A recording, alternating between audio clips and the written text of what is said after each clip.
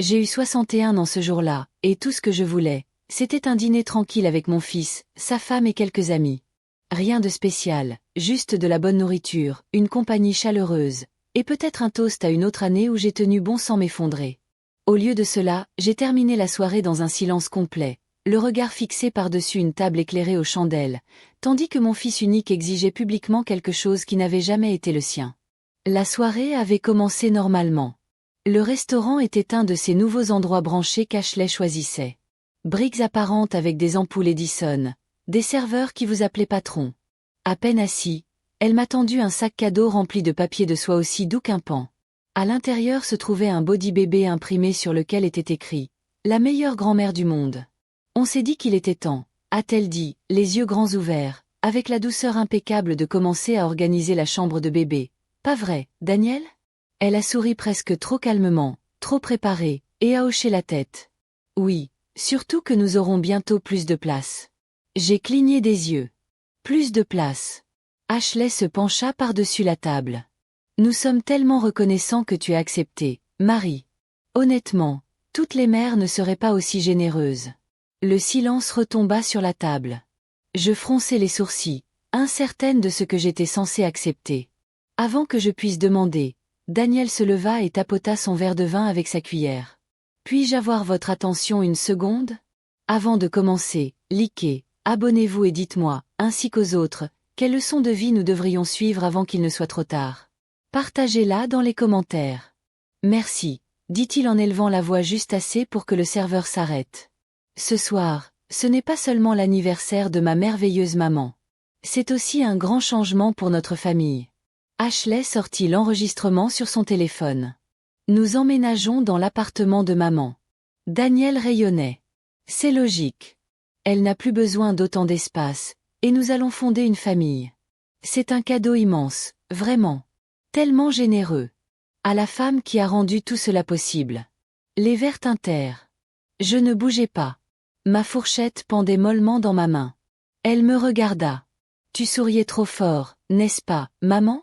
La pression dans la pièce se refermait sur moi comme une trappe qui se referme. Ashley me filmait. Tout le monde me fixait, attendant ma réaction.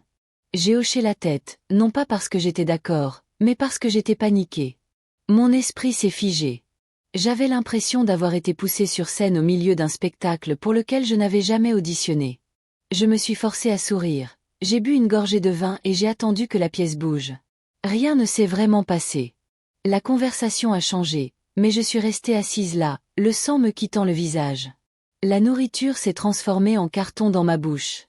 Ashley a commencé à parler de la façon dont elle allait redécorer l'appartement.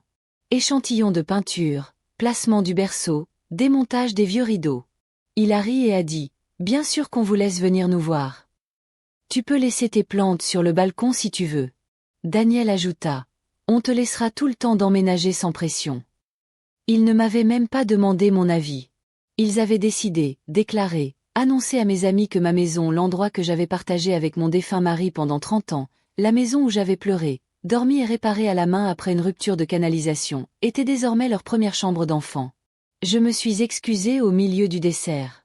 Daniel m'a regardé comme si j'étais dramatique, mais je leur ai simplement dit que je ne me sentais pas bien. Ashley a proposé de m'emmener. J'ai refusé. J'ai marché 3 pâtés de maison avec des talons que je n'avais pas portés depuis des années, jusqu'à ce que mes orteils me brûlent la poitrine, mais c'était le seul moyen d'empêcher mes pensées de hurler. En rentrant chez moi, mon appartement semblait différent. Il n'était pas sûr, il n'était plus à moi. J'ai verrouillé la porte, vérifié encore et encore. Leur voix résonnait dans ma tête. Ashley a ri de mes rideaux. Daniel m'a dit que je n'avais pas besoin de cet espace. Les photos de mon mari remplissaient l'étagère et me semblaient soudain plus des avertissements que des souvenirs. Assise à la table de la cuisine, les mains à plat sur le plan de travail, je suis restée immobile pendant près d'1 heure. Quand j'ai enfin pu bouger, j'ai ouvert un tiroir que je n'avais pas touché depuis des mois. Les vieux dossiers de mon mari, des documents juridiques, des testaments, des contacts d'urgence. La dernière fois que j'ai vérifié, c'était juste après ses funérailles. J'ai trouvé quelque chose que j'avais oublié. Une procuration vieille de 2 ans, signée lors d'une hospitalisation pour une pneumonie. Le nom de Daniel y était inscrit.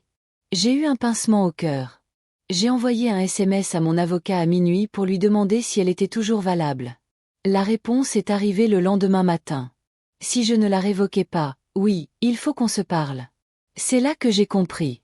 Daniel ne devinait pas, il ne posait pas de questions, il exécutait un plan. Je n'ai pas fermé l'œil de la nuit.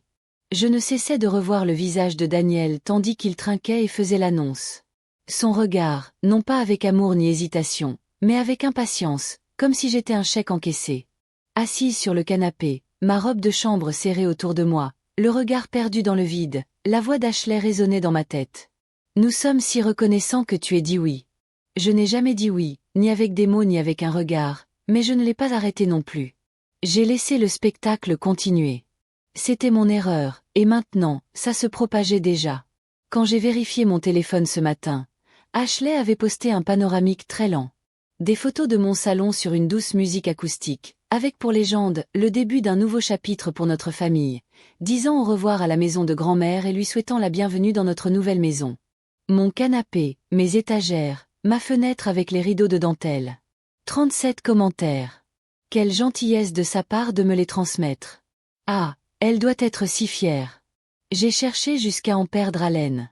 Daniel m'avait déjà envoyé par email un plan de transition, une liste des choses qu'il voulait enlever d'ici la fin du mois, ainsi que des dates de livraison suggérées et un lien vers un tableau Pinterest intitulé « Style de chambre d'enfant neutre ». Il y avait des photos de ma chambre épurée, avec juste un berceau et un rocking chair. Je n'avais même pas répondu à l'invitation à dîner. Je n'avais pas dit oui, mais oui. J'ai appelé mon avocate avant 21h. Son ton est devenu sec dès que j'ai mentionné le nom de Daniel sur l'ancienne procuration. Vous devez venir aujourd'hui. Je me suis habillée comme si j'allais à la guerre. Pantalon repassé, chemise à col, chaussures qui grinçaient sur le bois. J'ai apporté tous les dossiers, tous les actes, tous les vieux papiers que j'ai pu trouver. Elle les a feuilletés, les lèvres pincées. Tu n'as jamais révoqué ça, Marie. Techniquement, il a le droit de prendre certaines décisions en ton nom si tu es jugé médicalement incapable. Je ne le suis pas, ai-je dit. Exact. Mais si un médecin lui avait dit que je présentais des signes de troubles de la mémoire, de détérioration ou de confusion, même sur un formulaire, il aurait pu s'en servir pour te contester devant un tribunal. C'est rare, mais ça arrive, surtout dans les litiges patrimoniaux familiaux. Mon estomac s'est noué, et elle m'a regardé par-dessus ses lunettes. On doit révoquer ça maintenant, et tu dois faire attention à ce que tu dis et à ce que tu signes. Tout doit passer par moi, tu comprends? J'ai hoché la tête. Je ne me fiais pas à ma voix. En rentrant chez moi cet après-midi-là, la clé de la porte d'entrée ne fonctionnait pas. Pendant 2 minutes, j'ai bougé, me suis tortillée et j'ai paniqué jusqu'à ce que je réalise que la serrure était tout simplement raide à cause du froid. Je me suis sentie idiote, mais je me suis aussi demandé, l'espace d'une seconde terrifiante, s'ils avaient changé de fer à cheval. Ce soir-là, je n'ai ni cuisiné, ni nettoyé. Je me suis assise à la table de la cuisine et j'ai dressé une liste. Tout ce que j'avais payé pendant la vie d'adulte de Daniel. Ses frais de scolarité, que j'avais contribué à payer quand il a perdu sa bourse, son mariage, où j'ai payé les fleurs et la moitié, le traiteur, le prêt d'urgence pour ses traitements contre la fibrillation auriculaire il y a 2 ans, qui n'a jamais abouti. Ils n'ont même pas essayé. Ils ont prononcé le mot « bébé » et ont su que j'allais fondre. Et maintenant, ça. Je suis entrée dans ma chambre et j'ai ouvert le placard. Il y avait de vieux albums photos sur l'étagère du haut. J'en ai sorti un et j'ai feuilleté les pages. Daniel dans son petit uniforme de baseball miteux. Ashley à la fête de fiançailles, souriante avec une dentition parfaite. Mon mari et moi avec des coupes de champagne dans cet appartement même. J'ai fermé le livre. Puis j'ai sorti mon téléphone et j'ai envoyé un message à Daniel. Il faut qu'on se parle, et pas par le biais de publicité ou de tableaux Pinterest. Je n'ai pas eu de nouvelles pendant 4 heures. Quand j'ai enfin reçu le message, ce n'était qu'un simple pouce levé. C'est à ce moment-là que j'ai compris que je n'étais plus sa mère, que j'étais son obstacle, une porte close, un nom sur un acte de propriété, quelque chose dont je devais me débarrasser et que je n'allais plus demander. 3 jours après le dîner, une enveloppe Kraft s'est glissée sous la porte de mon appartement pendant que je prenais ma douche. Pas un coup, pas une sonnette, juste le léger frottement du papier sur le carrelage. Je ne l'ai même pas remarqué avant de sortir et de manquer de glisser sur mes pieds mouillés. Je l'ai ouverte sur ma serviette, le cœur battant, avant d'en déplier les pages. C'était un document intitulé « Contrat préliminaire de transfert de propriété résidentielle. Il y avait déjà une ligne pour mon nom, une pour Daniel et une pour Ashley. Le seul espace vide était la signature, la mienne. Il y avait en pièce jointe une lettre de motivation écrite de la voix de Daniel, mais visiblement tapée par quelqu'un d'autre. Pas de précipitation. Il me faut juste la signature d'ici vendredi pour procéder aux approbations bancaires. Merci encore, maman. Les autorisations bancaires. Ça signifiait qu'ils ne faisaient pas que planifier, qu'ils utilisaient déjà ma maison comme moyen de pression. Je me suis assise au bord de la baignoire, le papier dégoulinant de ma main. J'ai réécrit à mon avocate, et elle m'a rappelé quelques minutes plus tard. Je lui ai envoyé une photo du document. Sa voix est devenue calme mais ferme. Vas-y, en partant du principe que c'est déjà à toi. Si tu signes ça, c'est fini. Ne le laisse même pas sur le comptoir sans surveillance. Détruis-le. J'ai dit qu'elle l'avait envoyé par la poste. Elle a dit, ça veut dire qu'elle crée une trace écrite qui donne l'impression que tu participes volontairement. Ne réponds pas, n'écris pas. Ce soir-là, j'ai rouvert le classeur, déterminé à comprendre chaque bout de papier associé à mon nom.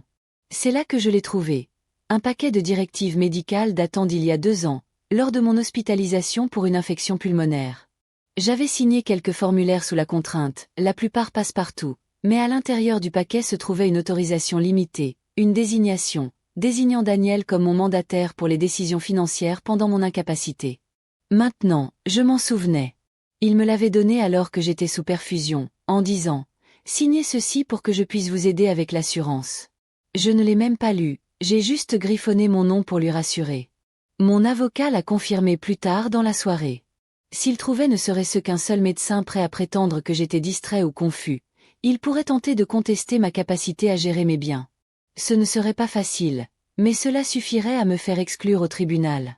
Et si j'avais accidentellement accepté quelque chose par email ou SMS sans en comprendre les implications, il pourrait le présenter comme tel consentement.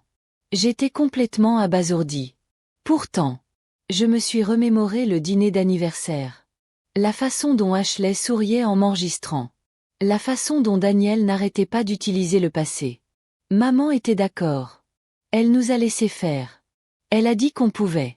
Ce n'était pas bâclé, c'était répété, répété. Elle racontait une version de la vérité qu'ils avaient construite dans mon dos, et je les avais laissés faire. J'ai passé la matinée suivante à geler mon crédit, à sécuriser mes comptes bancaires et à révoquer tout pouvoir que Daniel avait eu.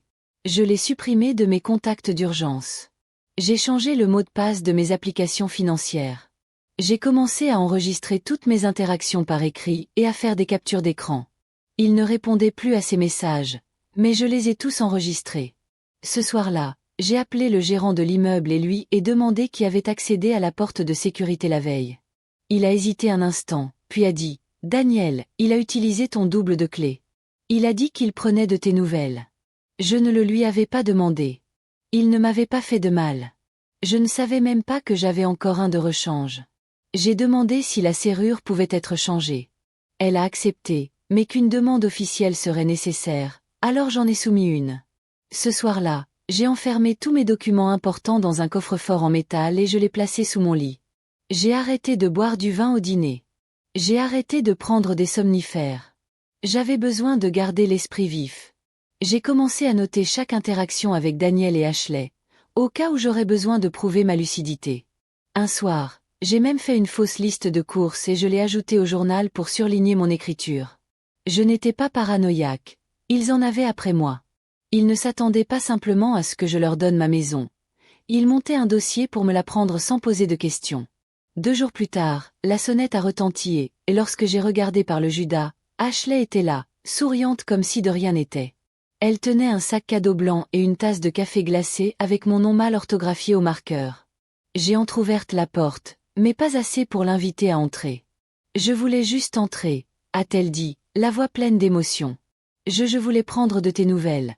Alors je t'ai apporté ta pâte à tartiner aux noisettes préférées. » Elle a essayé de me donner à boire, mais je n'ai pas bougé. « Tu ne m'as pas envoyé de message tout à l'heure ?» Elle a ri légèrement, l'ignorant. Je pensais que ce serait un plaisir de passer. Tu as été silencieuse ? Je l'ai laissée là, espérant que son silence la ferait partir, mais au lieu de cela, elle m'a tendu le sac cadeau. Ce sont des vitamines, a-t-elle dit, les yeux écarquillés comme une enfant sur le point de partager un secret. Les prénatales, on a de l'espoir, mais tu le savais déjà. J'ai cligné des yeux. Tu es enceinte? Elle a posé une main théâtrale sur son ventre, comme s'il indiquait déjà 2 semaines. Nous n'allions rien dire, mais après le dîner, elle a baissé les yeux, feignant l'excitation. Ça nous a beaucoup touché que tu nous aies laissé ta place. On pense que c'est un signe. Je n'étais pas enceinte. Je l'ai su dès qu'elle l'a dit. Son regard était trop vif, trop anxieux. Et plus tard, quand elle est enfin entrée après que je me sois éloignée une seconde, elle a laissé tomber son sac à main et est allée directement à la cuisine. Elle a ouvert le réfrigérateur, en a sorti une eau gazeuse et l'a bu sans regarder l'étiquette. Personne ne s'inquiétait de la caféine ou des boissons gazeuses. C'était une coïncidence, si elles étaient enceintes et anxieuses, mais je n'ai rien dit, j'ai juste observé. Elle s'est mise à arpenter l'appartement comme si elle en était déjà propriétaire, parlant de l'emplacement du berceau, de la façon dont elle repeindrait les murs, de la façon dont elle pourrait démolir l'étroit placard du couloir pour libérer l'espace. Je me suis figée dans un coin du salon, l'écoutant refaire ma maison comme si elle la revendait. Cette bibliothèque, a-t-elle dit en la caressant du doigt. On peut la donner, non? Elle est un peu démodée. Mon mari l'a construite de ses propres mains il y a 31 ans. Je n'ai pas répondu. Elle n'arrêtait pas d'ouvrir les tiroirs, de jeter des coups d'œil à la buanderie et de demander « Quel meuble valait la peine d'être gardé ?» Je la suivis silencieusement dans le couloir. « On devrait transformer cette pièce en chambre d'enfant au plus vite, » dit-elle en désignant ma salle de couture. Vous savez, avant de se lasser de monter les escaliers, les bébés ont besoin d'un environnement calme, pas de désordre. C'est là que quelque chose en moi a finalement craqué, mais je n'ai toujours pas crié. J'ai juste demandé « Ashley, quand le médecin a-t-il confirmé la grossesse ?» Elle cligna rapidement des yeux, réalisa, puis rit maladroitement. « Il est tôt. Trop tôt pour les examens. Je sais. Donc pas d'échographie ni de prise de sang. Genre, on part lundi, je bredouillais. Bref, tu seras la première informée. Évidemment, évidemment. » Le mot résonna dans mes oreilles comme une insulte. Je la regardais rapporter son eau gazeuse dans le salon et consulter son téléphone tandis que son sac à main était ouvert sur le comptoir de la cuisine. À l'intérieur, je vis une chemise en papier craft. J'attendis qu'elle soit dans la salle de bain. En jetant un coup d'œil à l'intérieur, j'ai vu des copies des plans de mon appartement avec l'emplacement des nouveaux meubles et une estimation imprimée de silos de sa valeur actuelle. Elle préparait la propriété. Il n'avait pas encore emménagé. Il réfléchissait à la situation, peut-être même avec quelqu'un d'autre. J'ai pris une photo des documents, lui ai rendu le dossier en silence et me suis assis sur le canapé avant qu'elle ne parte. « Tu restes dîner ?» ai-je demandé. Elle a paru surprise, puis a souri. « Bien sûr que j'adorerais. » Elle a appelé Daniel. J'ai dit « Non, juste nous. » Je lui ai servi des pâtes surgelées et du vin rassis. Je l'ai laissé s'installer confortablement. Puis je l'ai regardée partir vers 20 h, toujours souriante, parlant encore de palettes de couleurs et de prénoms de bébé, complètement inconsciente. J'avais vu ce qu'il y avait dans son sac. J'ai verrouillé la porte et poussé ma lourde machine à coudre devant elle. Elle n'avait pas peur, elle était concentrée. J'ai ouvert mon téléphone, regardé mes captures d'écran et ouvert un nouveau dossier intitulé « Preuve ». Ce n'était pas de la famille, c'était une fraude, et maintenant j'en avais la preuve. Le lendemain matin, je me suis réveillée avant l'aube et j'ai commencé à faire mes cartons non pas avec des cartons, mais avec des informations. J'ai appelé ma vieille amie Iris, une agente immobilière à la retraite qui vivait maintenant à 3 villes de là et passait la plupart de ses journées à s'occuper des rosiers et à ignorer les SMS de son ex-mari. Iris ne m'a pas demandé pourquoi j'appelais à 6h11, elle m'a juste dit « Parle-moi ». Et c'est ce que j'ai fait. Je lui ai tout raconté. Chaque étape, du dîner d'anniversaire à la fausse grossesse d'Ashley, les documents dans le sac, la fausse histoire qu'il colportait, comme un conte de fées familial. Iris a écouté sans m'interrompre, puis a dit « Tu dois filer d'ici avant qu'il ne se rende compte que tu as remarqué. » Elle m'a proposé de m'aider à mettre l'appartement en vente discrètement via son réseau d'acheteurs privés. Pas d'annonce publique ni de photos en ligne, juste du bouche à oreille entre clients sérieux et payants. « Tu auras un peu moins, » a-t-il dit. Mais de cette façon, vous évitez toute interférence ou contestation de la vente avant la clôture. J'ai accepté immédiatement. Pendant les 3 jours qui ont suivi, j'ai fait l'idiote. J'ai envoyé des SMS à Daniel. Des réponses courtes et polies. J'ai aimé les nouvelles photos de la chambre d'Ashley sur Instagram. Un soir, j'ai posté une photo de mon dîner, pain de viande et purée de pommes de terre avec une légende expliquant que rien ne vaut un repas fait maison. Je voulais qu'il croie que c'était encore doux, encore tendre. En attendant, j'ai organisé une visite pour une petite propriété. Par l'intermédiaire d'Iris, j'ai trouvé un chalet de 2 chambres à 2 états de là, dans une maison de retraite au bord d'un lac, où personne ne me connaissait et ne devait rien à Daniel. Les photos de l'annonce montraient une cuisine démodée et une terrasse fissurée, mais je m'en fichais. C'était privé, c'était à moi. Le vendeur, un veuf à la recherche d'une maison plus petite, a accepté de la vendre comptant si je ne marchandais pas. Nous nous sommes serrés la main le lendemain. Pendant que Daniel pensait regarder des émissions de cuisine, je coordonnais un virement bancaire et organisais le déménagement de meubles que je n'avais dit à personne. J'ai embauché un homme de l'église, Franck, qui avait un pick-up et qui ne posait aucune question. Il a emballé les vieux outils d'atelier de mon mari, de la vaisselle ancienne et des cartons de photos du grenier, le tout en une journée. J'ai dit au portier de l'immeuble que je voyagerais indéfiniment et que je ne partagerais rien avec ma famille sans mon autorisation. Il a haussé les sourcils, mais a hoché la tête. Puis je suis allée au bureau des locations et j'ai changé mon contact d'urgence pour Iris. J'ai changé mon adresse postale pour une boîte postale dans la nouvelle ville. J'ai commencé à faire suivre le courrier par USPS avec une adresse électronique. Date de début aléatoire, 2 semaines à l'avance, pour qu'ils ne remarquent pas la différence. J'ai même appelé la compagnie d'électricité et fixé une date limite, sous prétexte que j'emménageais chez un proche pour ma convalescence. La femme au téléphone m'a présenté ses condoléances, mais je ne l'ai pas corrigée. Chaque jour, je gardais une expression neutre et un ton bienveillant. Je laissais Daniel penser que j'étais faible. Je laissais Ashley penser que j'étais reconnaissante, mais derrière son dos, je déconstruisais tout son plan. Le 4e jour, Ashley m'a envoyé une vidéo d'elle assise sur le canapé de mon salon, parlant de redonner de la chaleur à cet espace. La légende disait « Bientôt à nous, mais l'héritage de grand-mère pour toujours ». La vidéo a été vue 2000 fois. Je n'ai pas pleuré. J'ai fait une capture d'écran et je l'ai conservée comme preuve. Ce soir-là, je n'ai laissé qu'un seul indice. J'ai laissé une valise vide dans le couloir, là où Ashley la verrait la prochaine fois. Elle entrerait sans demander mon avis. Elle penserait que je faisais mes valises pour un voyage rapide. Elle le dirait à Daniel. Il penserait qu'ils avaient encore le temps. Ce n'était pas le cas. Je serais partie avant la fin de la semaine. Et le temps qu'ils s'en rendent compte, les clés seraient entre les mains de quelqu'un d'autre. Et la seule trace laissée derrière eux serait un classeur verrouillé et l'odeur du bracelet qu'ils ne pourraient jamais enlever des rideaux. C'est arrivé tard un mardi après-midi, alors que je terminais un appel avec l'agence immobilière, confirmant que la vente de l'appartement serait finalisée dans 72 heures, en espèces, sans surprise, comme Iris l'avait convenu.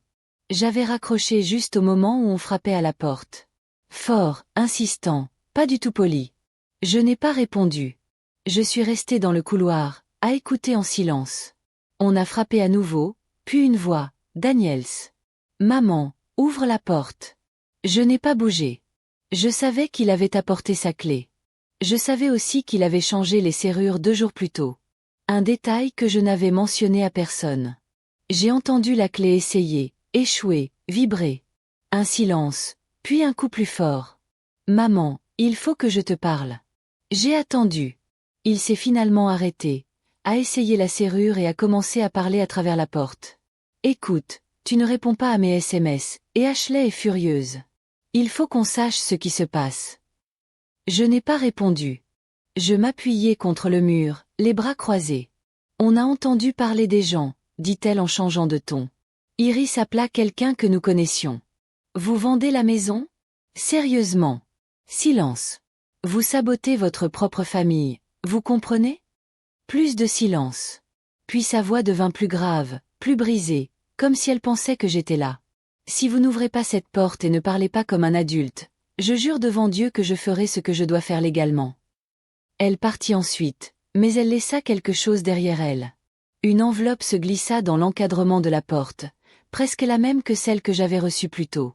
À l'intérieur se trouvait une demande officielle, dactylographiée et imprimée, d'examen d'occupation temporaire, signée par un assistant juridique d'un cabinet que je ne connaissais pas, avec une section surlignée indiquant « En attente d'une éventuelle demande de tutelle médicale ». Je pris le papier, le posai sur la table et appelai mon avocate. Elle décrocha avant la deuxième sonnerie. Je lus la phrase à voix haute. Elle soupira. Ils enveniment la situation. Ils essaieront de remettre en question vos compétences. Non seulement ils me mettent la pression, mais ils montent un dossier. Ce soir, j'étais assis à la table de la cuisine, le coffre-fort ouvert, à organiser mes documents, à copier des fichiers, à m'enregistrer, à lire un résumé de mes décisions financières à ce jour, horodaté, et à l'envoyer par courriel dans un dossier sécurisé auquel mon avocat avait accès. J'ai joint une liste de chaque transaction, chaque capture d'écran, chaque texte. J'ai clairement expliqué pourquoi j'avais fait chaque chose sans me soucier des dates, des heures ou des références. J'ai montré l'acte de vente, l'offre d'achat du chalet, le rapport d'inspection. C'était épuisant, mais il fallait que ce soit irréfutable. Je ne protégeais pas seulement mes biens, mais aussi mon esprit, car dès qu'on dit que vous êtes distrait, on arrête de prêter attention à ce dont on se souvient réellement. Le lendemain, Ashley est arrivée seule. Elle n'a même pas frappé. Elle est restée dans le couloir à crier si fort que les voisins ont jeté un coup d'œil à travers leur store. Nous essayons d'agrandir notre famille. Et tu es cruelle, a-t-elle crié. Tu as dit qu'on aurait un foyer. Tu as dit qu'on était les bienvenus. Il a sorti son téléphone, et j'ai vu la petite lumière rouge clignoter. Il enregistrait. J'ai ouvert la porte juste assez pour qu'il puisse me voir, mais pas m'entendre clairement. Et je n'ai dit qu'un mot, va-t'en. Sa vidéo l'a capturé. Juste ça. Elle pleurait, j'étais froide. Ce soir-là, il a mis en ligne une vidéo sur son compte intitulée « Quand la famille vous trahit ». Une grossesse sans abri. Avec de la musique, des fondulants et plus de 4000 mentions « J'aime » en quelques heures. Les gens commentaient « Comment une mère a-t-elle pu faire ça ? Quel comportement dégoûtant de la part d'une baby-boomer accumulatrice. Elle ne mérite pas d'avoir de petits-enfants. » J'ai fait une capture d'écran, sauvegardé tous les messages et envoyé le tout à mon avocat. Le lendemain, Daniel m'a envoyé un simple SMS. Si tu veux éviter un procès, signe la pièce jointe et on oubliera tout ça. C'était un PDF, un contrat de transfert de propriété. Ashley l'avait signé. Daniel aussi. Mon nom était vide, alors je l'ai transféré sans l'ouvrir. Puis j'ai répondu à Daniel pour la première fois depuis des jours. Je te recontactais dans une semaine. Ne me recontactez plus. J'ai éteint mon téléphone. À la tombée de la nuit, j'avais fait mes valises, les clés prêtes et un mot pour les acheteurs. Tout ici est à toi maintenant, sauf le silence que j'emporte avec moi.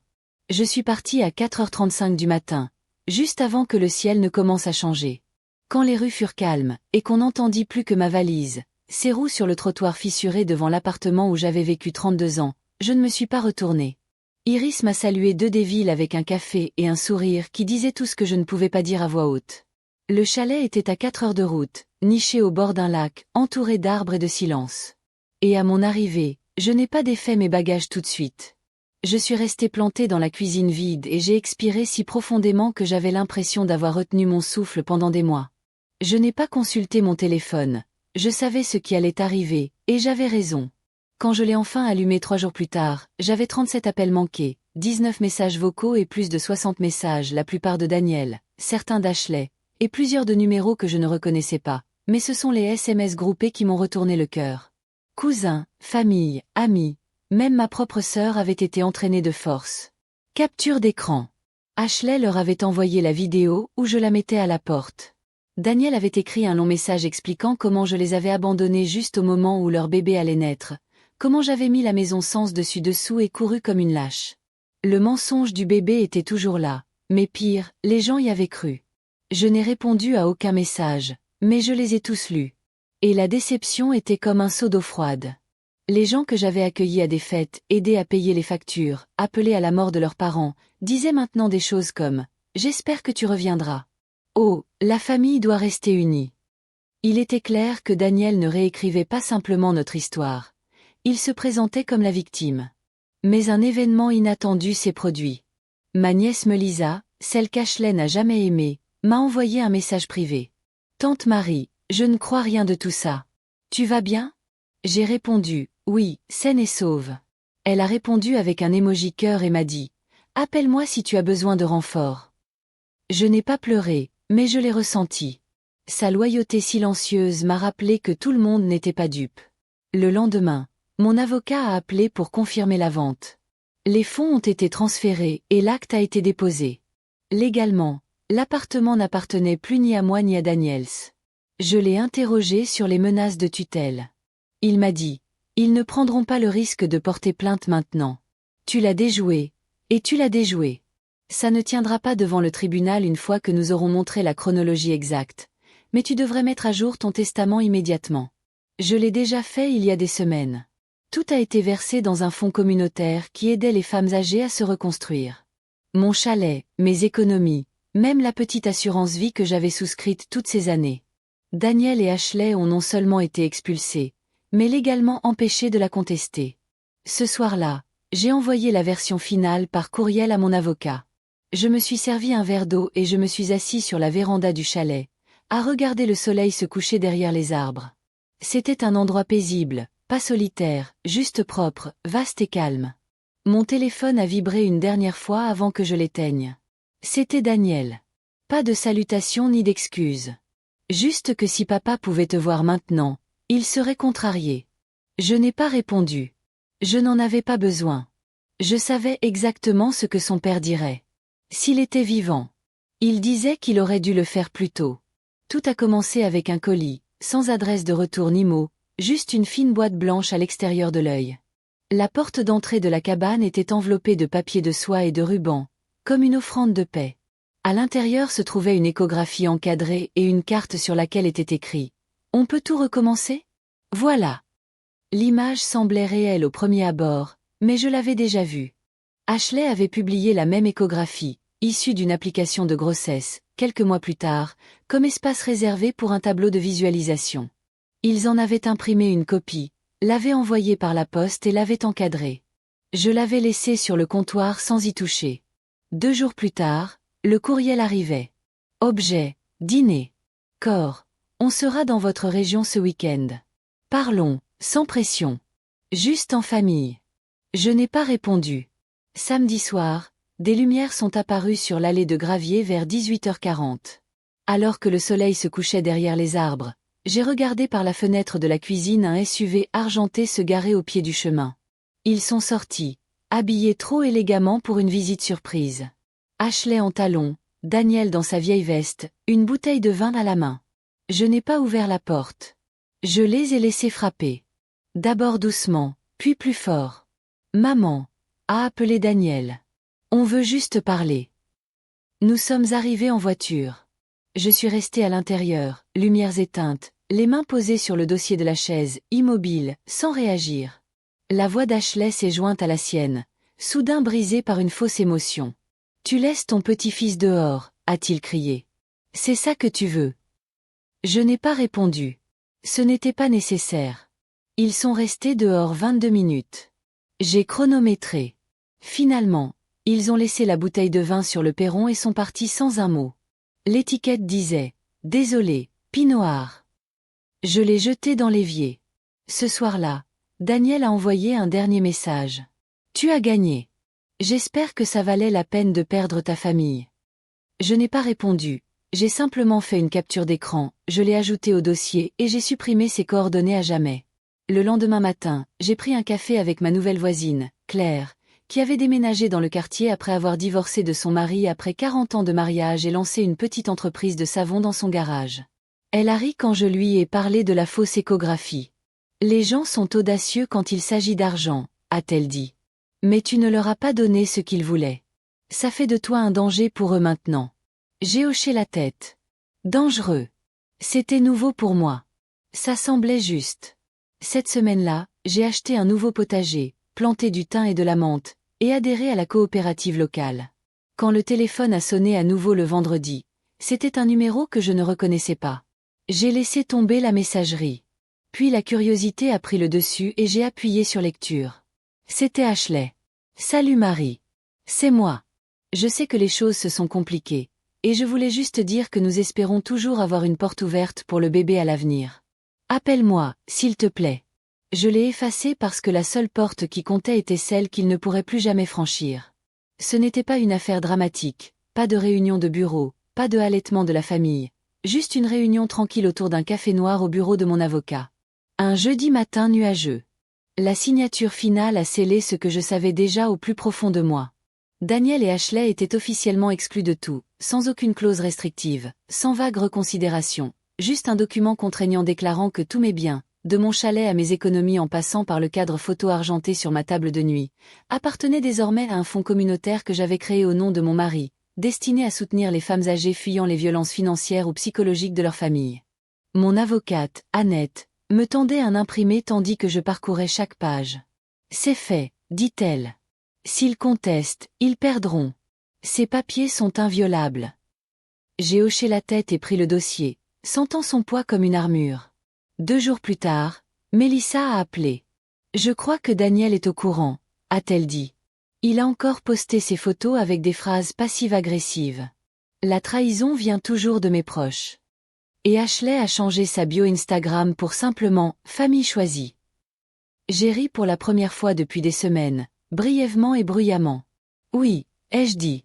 Ils ont perdu le droit à mon nom lorsqu'ils ont essayé de me le voler. Une semaine plus tard, j'ai reçu une lettre du conseil d'administration de l'association confirmant que le compte avait été ouvert sous le nom de Silent Exit Fund, mon premier dépôt étant déjà affecté. J'ai relu la documentation 2 fois avant de la ranger dans le placard à côté de mon examen. Ce soir-là, j'ai ouvert une bouteille d'eau gazeuse et me suis assise dehors. Tandis que la brise du lac entrait, j'ai regardé des photos de l'appartement qui ne m'appartenait plus. Une nouvelle famille avait emménagé. Jeune, modeste, normale, pas de projet pour la chambre du bébé, pas de manipulation, juste des sourires dans un salon propre et sans filtre. Et au fond, j'ai vu la vieille bibliothèque que mon mari avait construite, toujours debout. Il ne l'avait pas démolie, ils y avaient mis des plantes. C'était comme tourner la page. Mon téléphone a vibré à nouveau plus tard dans la soirée. Un texto de l'ancien colocataire de Daniel à l'université, rien de moins. J'ai vu ce qu'ils ont fait. Tu as bien fait de les interrompre. J'aurais aimé que ma mère fasse pareil avant que ma sœur ne la vide de sa substance. Je lui ai répondu par un simple merci, car en vérité, elle ne m'avait pas seulement protégée, elle avait mis un nom sur quelque chose que des millions de personnes avaient vécu sans jamais en parler. J'en avais assez de me taire. Et pendant qu'ils mijotaient dans Mitson Sedm, leur chambre d'écho de fausses rancunes, j'avais réécrit la fin qu'ils pensaient avoir le droit d'écrire. Je ne les ai pas combattus, je les ai réduits au silence, et cela, comme je l'apprenais, était plus fort que n'importe quel cri qu'ils pouvaient pousser. 6 mois plus tard, je me tenais sur la véranda de ma cabane, pieds nus, les mains serrées contre une tasse de thé à la menthe poivrée brûlant provenant de la jardinière que j'avais construite moi-même, observant une volée d'oiseaux traverser le ciel comme une corde tendue au-dessus du lac. Je n'avais plus eu de nouvelles de Daniel ni d'Ashley depuis plus de 2 mois, depuis la publication du dernier avis légal leur interdisant de me contacter pour toute question d'héritage ou de succession. Ils n'ont pas contesté le testament, ils n'ont pas réessayé. Je crois qu'ils ont finalement compris que j'étais partie, pas seulement physiquement, mais complètement. Comme si la version de moi qu'ils avaient manipulée avait plié bagage et disparu à jamais. Maintenant, mes journées étaient différentes. Des matinées au jardin, des après-midi de bénévolat au centre communautaire, des soirées à apprendre à jouer aux échecs avec Claire, qui, jurait elle, avait un instinct de tueuse sous toute cette politesse. Je m'étais fait des amis, de vrais amis, qui ne demandaient jamais d'argent, qui ne souriaient pas seulement quand ils avaient besoin de quelque chose. La cabane était devenue plus qu'un refuge. C'était un véritable ressourcement. J'ai recommencé à cuisiner. J'ai ri aux éclats. Je dormais sans serrer mon téléphone comme une arme. La veille de mon anniversaire, j'ai reçu une lettre de Mélissa avec une photo de sa fille nouveau-née et un mot qui disait simplement « Si elle grandit et devient 2 fois moins forte que toi, j'ai dû faire quelque chose de bien. » Je l'ai épinglée au réfrigérateur avec un aimant en forme de tournesol et j'ai versé ces larmes silencieuses qui ne font pas mal, celles qui effacent les derniers vestiges de quelque chose. Ce soir, je me suis assise à table et j'ai fait un chèque à un refuge qui aide les femmes âgées à échapper au contrôle financier. Je l'ai signé et scellé avec ces mots « Fait en bon usage ». Je suis sortie tandis que le soleil se couchait derrière les arbres et que la brise caressait doucement les carillons que j'avais accrochés à un vieux crochet en pin. Mon téléphone vibra de nouveau, un numéro inconnu. Je ne bronchais pas, ne regardais même pas, l'éteignis et le rangeai dans un tiroir. Je n'en avais plus besoin, car cette vie que j'avais construite sans public, sans spectacle, sans que personne n'applaudît ce qu'il avait contribué à briser, était enfin mienne. La cabane était silencieuse, et moi aussi. Et pour la première fois depuis des années, ce silence ne me semblait pas manquer. C'était comme une paix permanente, définitive, exactement comme je le souhaitais, exactement ce qu'ils allaient rejouer.